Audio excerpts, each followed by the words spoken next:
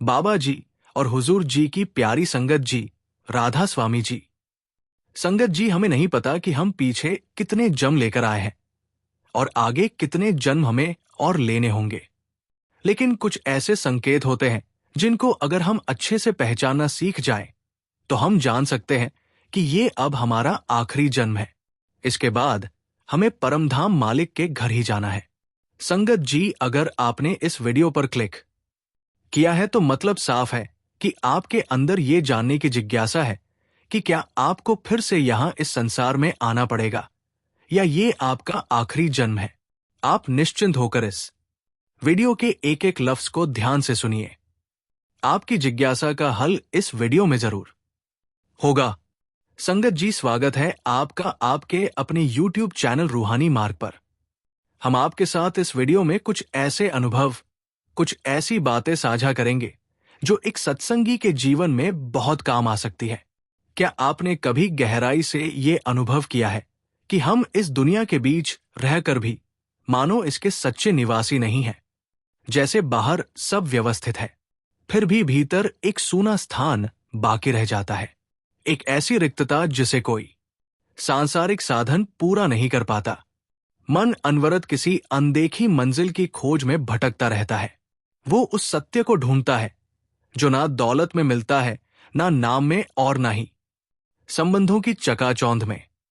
चारों ओर अपना सा लगने वाला वातावरण है, लोग हैं, घर है, रिश्तों का ताना बाना है। फिर भी अंदर कहीं एक गहरी तन्हाई छुपी रहती है। एक मौन पुकार बार बार हृदय से उठती है कि कुछ आवश्यक अभी भी शेष है, कुछ ऐसा जिसे पा लेने पर जीवन सचमुच संपूर्ण हो सकता है। संगत जी, ये अनुभूति हर इंसान के हिस्से में नहीं आती। अधिकतर लोग इस माया के जाल में इतने उलझे रहते हैं कि उन्हें अपनी अंतरात्मा की आहट सुनने का अवसर ही नहीं मिलता।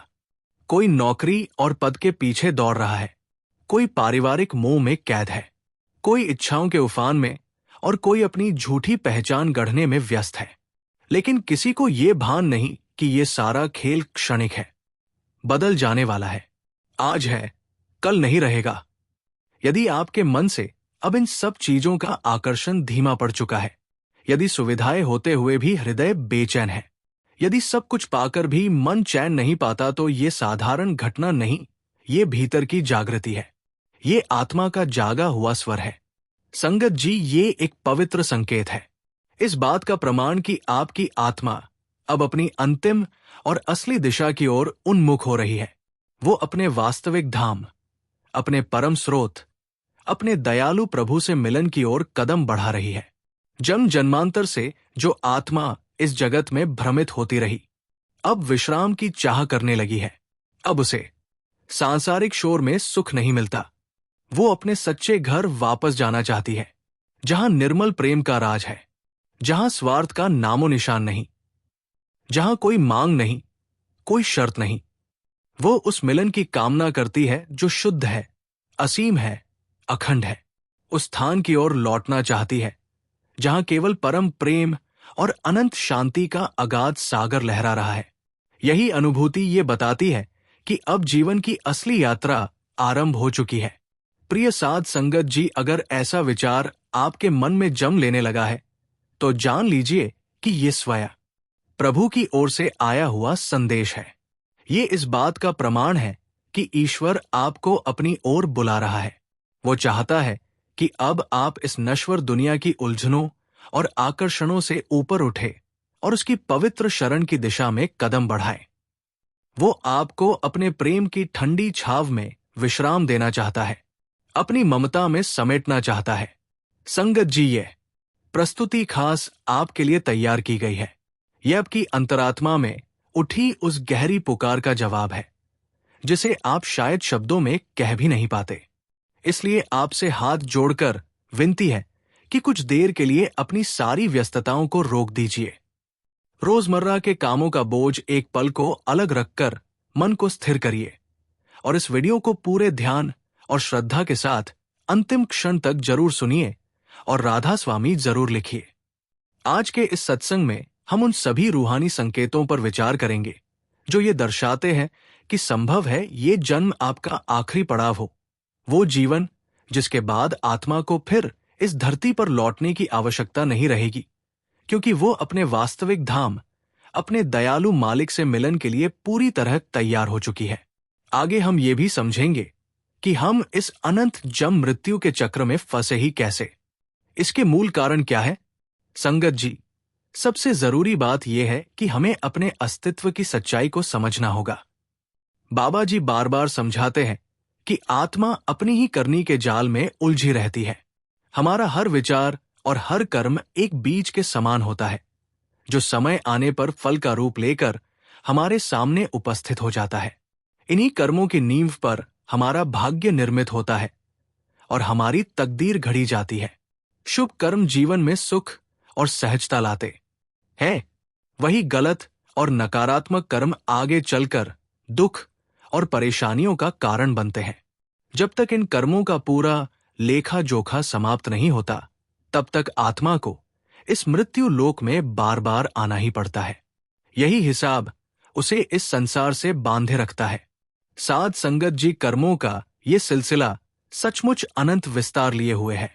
इसकी जड़ें सिर्फ आज के जीवन तक सीमित नहीं होती, बल्कि ये असंख्य जन्मों की लंबी यात्रा का वृतांत है।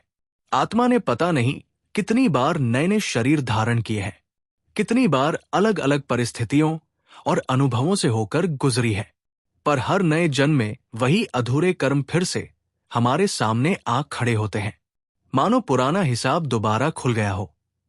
जब तक ये संपूर्ण लेखा जोखा पूरी तरह चुकता नहीं हो जाता, आत्मा को बार बार इस संसार में आकर उसे पूरा करना पड़ता है। इसी कारण संत और महापुरुष युगों युगों से हमें यही समझाते आए हैं कि मुक्ति तभी संभव है जब आत्मा अपने सभी कार्मिक बंधनों को समाप्त कर देती है, जब वो जीवन के सारे आवश्यक पाठ सीख लेती है और अपने वास्तविक आध्यात्मिक उद्देश्य को पूरा कर लेती है। तभी वो जन्म और मृत्यु के इस चक्र से हमेशा के लिए स्वतंत्र हो जाती है। संगत जी, हमारे जीवन में आने वाला हर सुख और हर दुख व्यर्थ नहीं होता। वो अपने साथ कोई ना कोई संदेश और सीख जरूर लाता है। जीवन का प्रत्येक अनुभव आत्मा के उत्थान का एक पड़ाव है।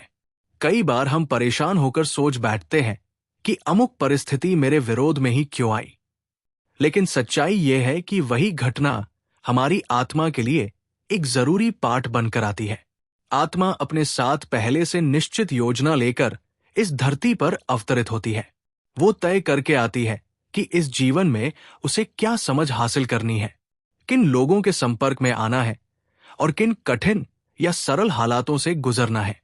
ये सारा खेल, ये सारा सांसारिक मंचन उसी आत्मिक प्रगति के लिए रचा जाता है। और जब आत्मा अपने सारे कर्मों का ऋण चुका देती है, जब उसने जीवन की हर सीख को भीतर उतार लिया होता है और उसका दिव्य उद्देश्य पूर्णता पा लेता है, तब वह अंतिम बार इस संसार में जन्म लेती है। उस आखिरी जन्म में उसके भीतर का दृष्टिकोण बदलने लगता है। उसकी पहचान अब भौतिक दुनिया से हटकर आध्यात्मिक दिशा में रूपांतरित हो जाती है। तब वो संसार के रंग तमाशों में उलझने के बजाय अपने असली घर लौटने की तैयारी करने लगती है।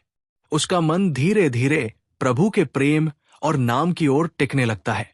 संगत जी, अब हम उन दिव्य संकेतों पर विचार आरंभ करते हैं जो ये दर्शाते हैं कि आत्मा अपनी अंतिम दिशा की ओर उन्मुख हो चुकी है। पहला संकेत प्राय बचपन से ही प्रकट होने लगता है। भीतर स्वाभाविक रूप से गंभीर चिंतन का जन्म लेना, एक विशेष प्रकार की कोमल संवेदनशीलता का होना। ऐसे लोगों का मन छोटी मोटी सांसारिक गतिविधियों में आसानी से नहीं टिकता।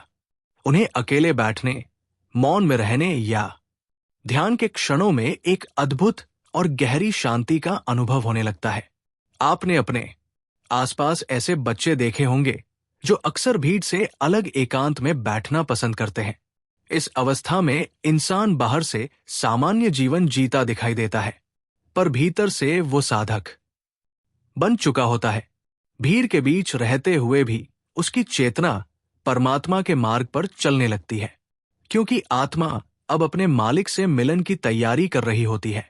जब आत्मा जीवन के सारे जरूरी पाठ सीख लेती है, तब उसे इस धरती रूपी विद्यालय में फिर लौटने की आवश्यकता नहीं रह जाती। तब वो अपने असली धाम, अपने परम स्रोत, अपने प्रियतम प्रभु की स्नेह भरी गोद में विश्राम पाने के लिए पूर्ण रूप से तैयार हो जाती है। संगत जी, अंतिम जन्म वाली आत्माएं सामान्य स्तर की नहीं होती। वे लोगों के बीच रहकर भी पूरी तरह उस वातावरण में घुल मिल नहीं पाती। बाहर से सबके साथ होती है, लेकिन भीतर एक गहरी तन्हाई का एहसास उन्हें निरंतर घेरे रहता है। उनका मन अब इस दुनिया की चमक दमक शोर शराबे और आकर्षणों से दूर हटने लगता है। उन्हें ना पद प्रतिष्ठा की चाह रहती है, ना प्रसिद्धि की लालसा और ना ही धन संपत्ति का लगाव। उनके जीवन का एकमात्र लक्ष्य बन जाता है आंतरिक स्थिरता, सच्ची शांति और परमात्मा से मिलन की पावन अभिलाषा। ऐसे लोगों के लिए बाहरी सफलता का महत्व धीरे धीरे समाप्त हो जाता है, क्योंकि वे समझ चुकी होती है कि ये सब अस्थायी है। वे संसार को जरूर देखती है, पर उनकी देखने की दृष्टि बिल्कुल अलग होती है। वे हर घटना के पीछे कोई गहरा अर्थ खोजने लगती है, हर अनुभव को आत्मा के विकास का अवसर मानती है। उनकी अंतर चेतना अत्यंत जागृत हो जाती है। भीतर से मानो कोई अदृश्य शक्ति उन्हें सही राह की ओर संकेत देती रहती है। कई बार उन्हें पहले से ही आने वाली परिस्थितियों का हल्का सा आभास हो जाता है। किसी व्यक्ति के मनोभाव या इरादों की सच्चाई का एहसास बिना कुछ कह ही हो जाता है। यही प्रखर अंतर्ज्ञान इस बात का प्रमाण है कि ऐसी आत्मा अब अपने अंतिम पड़ाव और सच्चे घर की ओर निरंतर आगे बढ़ रही है। इन विशेष आत्माओं का स्वभाव ये होता है कि वे बाहरी सहारों में उलझकर सुख नहीं खोजती, बल्कि अपने अंतर की स्थिरता में संतोष और आनंद महसूस करती है। अब उन्हें दूसरों की स्वीकृति या प्रशंसा की आवश्यकता नहीं रहती, क्योंकि उनके भीतर स्वयं को समझने और पहचानने की प्रक्रिया आरंभ हो चुकी होती है।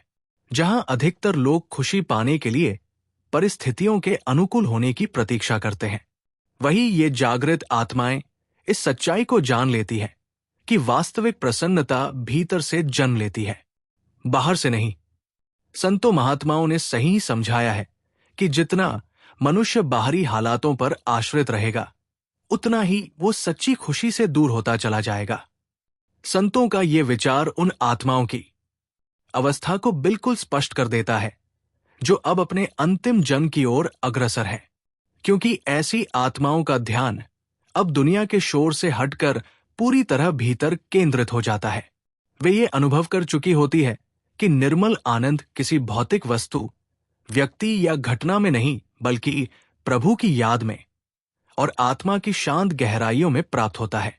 यही अनुभूति उन्हें उस आखिरी सफर के लिए तैयार करती है, जिसके बाद फिर वापसी नहीं होती।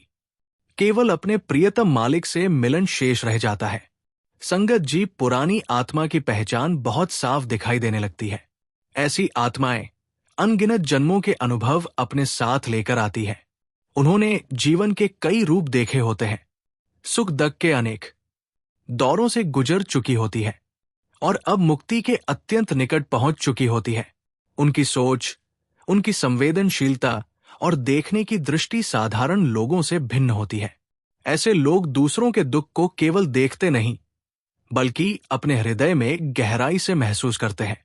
उनके भीतर सहानुभूति और करुणा का भाव असाधारण रूप से प्रबल होता है।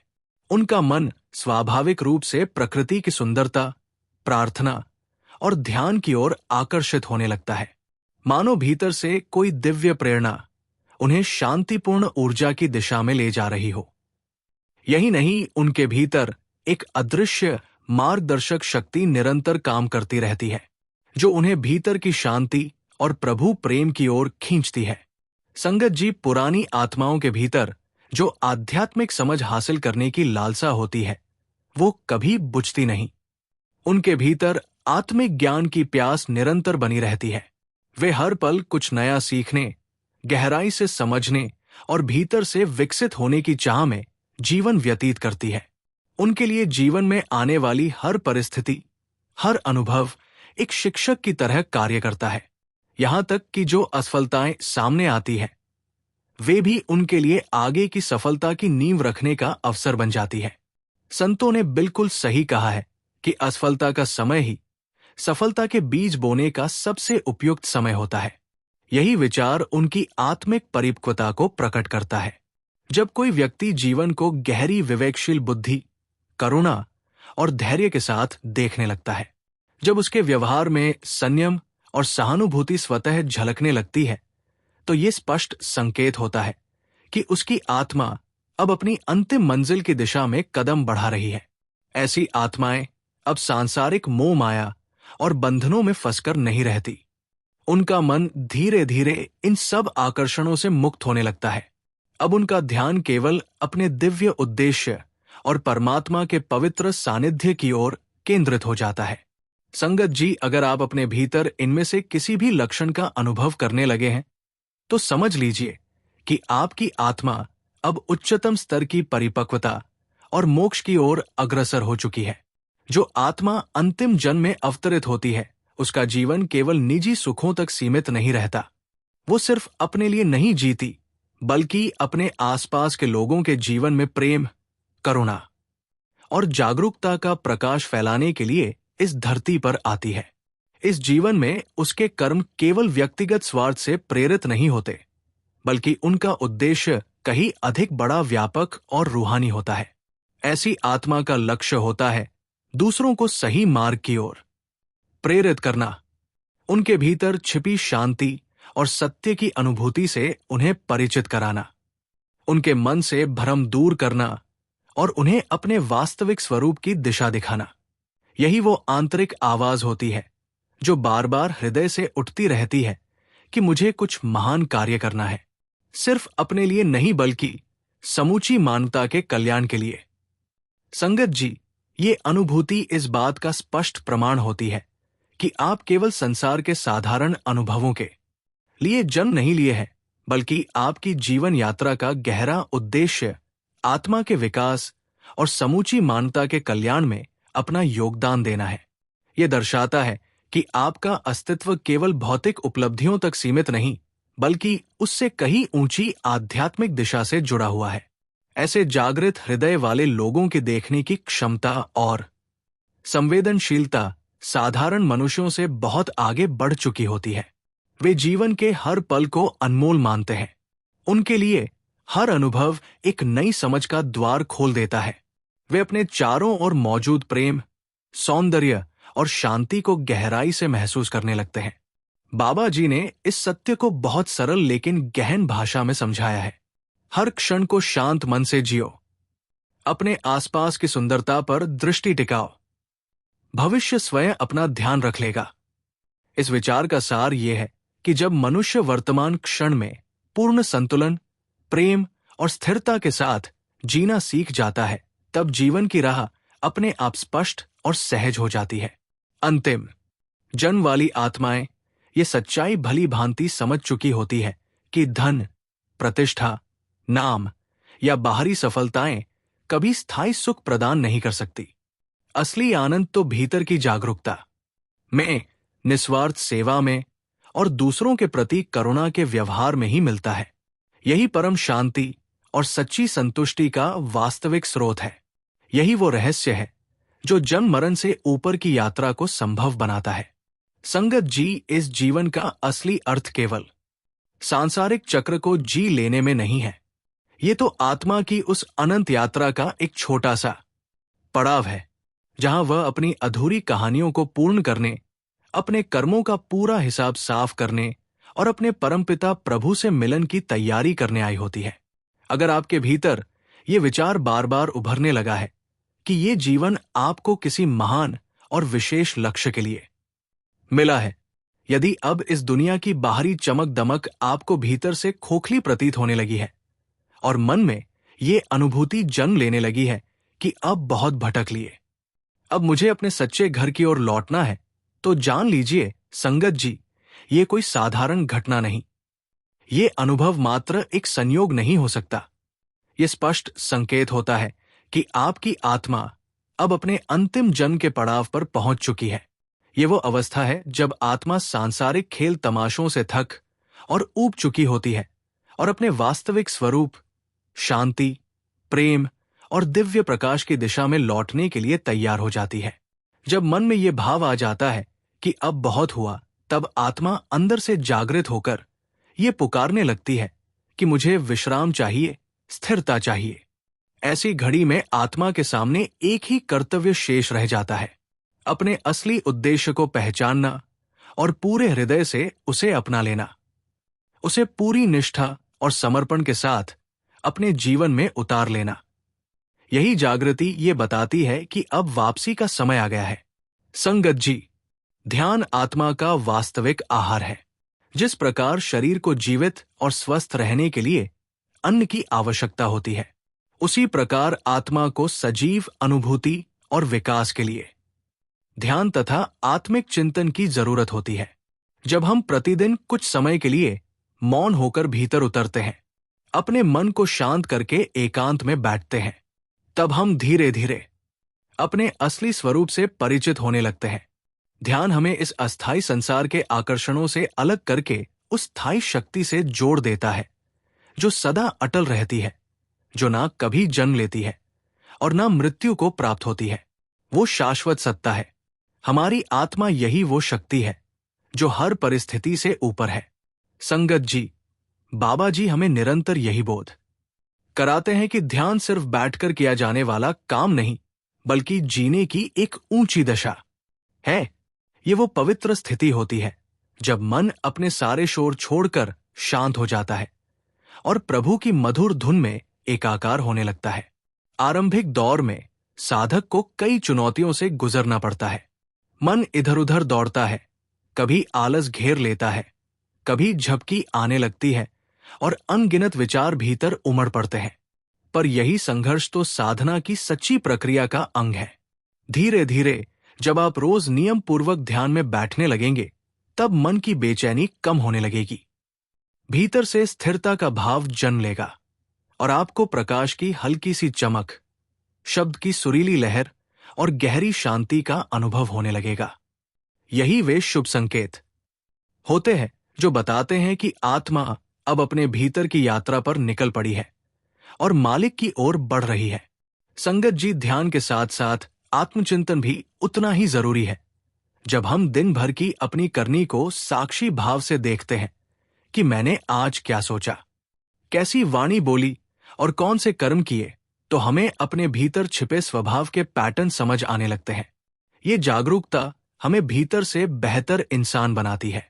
हमारा अहंकार धीरे धीरे गलने लगता है, मन कोमल होता है और आत्मा की शुद्धि आरंभ हो जाती है। याद रखिए संगत जी, आत्मा का उत्थान ध्यान और आत्मचिंतन इन दो सहारों पर ही आगे बढ़ता है।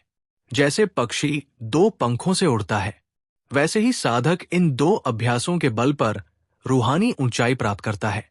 ध्यान केवल आंखें बंद करके बैठ जाने का नाम नहीं, असली ध्यान है जीवन जीने की पद्धति। जब हमारे विचार, शब्द और कर्म प्रेम, करुणा और दया से भरने लगते हैं, तभी हम सचमुच ध्यान में जीवन जी रहे होते हैं। अंतिम जन की आत्मा ये भली भांति समझती है कि उसके पास अब सीमित समय है, इसीलिए वो हर क्षण को सजगता और समझ के साथ जीने लगती है। वो जानती है कि हर विचार एक बीज की तरह होता है जो आगे चलकर फल बनकर लौटता है। इसीलिए अपने मन के विचारों को पवित्र बनाइए। जब किसी के प्रति क्रोध, ईर्ष्या या नकारात्मकता का भाव उठे तो एक पल को ठहर जाइए और भीतर से पूछिए, क्या यह मेरी आत्मा का असली स्वरूप है? तब आप महसूस करेंगे कि अंदर से एक बहुत कोमल और सच्ची आवाज आएगी, नहीं, मैं तो प्रेम से बनी सत्ता हूं, मैं प्रकाश का अंश हूं। इसी प्रश्न के साथ आपका मन धीरे धीरे निर्मल होने लगेगा। बाबा जी हमें ये सदा याद दिलाते हैं कि इंसान के जीवन की सबसे प्रबल शक्ति उसकी सोच ही है। जैसा विचार भीतर पालोगे, वैसा ही व्यक्तित्व गढ़ा जाएगा। जैसे सोचोगे वैसे बन जाओगे। ये रूहानी मार्ग का अटल नियम है। अगर हम अपने मन में प्रेम, कृतज्ञता और विश्वास से भरे विचार रखेंगे, तो वही भाव हमारी वास्तविकता का रूप लेंगे। संगत जी, हमारी वाणी में कोमलता और मिठास होना बहुत आवश्यक है, क्योंकि बोले हुए शब्दों में सृजन करने की दिव्य ताकत छुपी रहती है। किसी को हौसला देना, किसी को आगे बढ़ने की प्रेरणा देना, किसी के दुख में सहभागी बनना, ये सब सेवा के ही अलग अलग रूप है। और जब ये कर्म प्रेम भाव से किए जाते हैं तो मन निर्मल होता है और आत्मा की शुद्धि आरंभ हो जाती है। बाबा जी ये भी समझाते हैं कि मानवीय व्यवहार में सबसे सुंदर गुण आभार का होना है। यही वो भावना है जो आत्मा को ऊपर उठाती है। जब हम जीवन की हर परिस्थिति में धन्यवाद प्रभु कहना सीख लेते हैं, तब हम ये स्वीकार कर लेते हैं कि जो कुछ भी घटित हो रहा है वो हमारे हित के लिए ही है। शुक्राने का भाव हमें भीतर से बदल देता है। तब दुख भी आशीर्वाद लगने लगता है और कठिनाइयां भी जीवन के महत्वपूर्ण पाठ बन जाती है।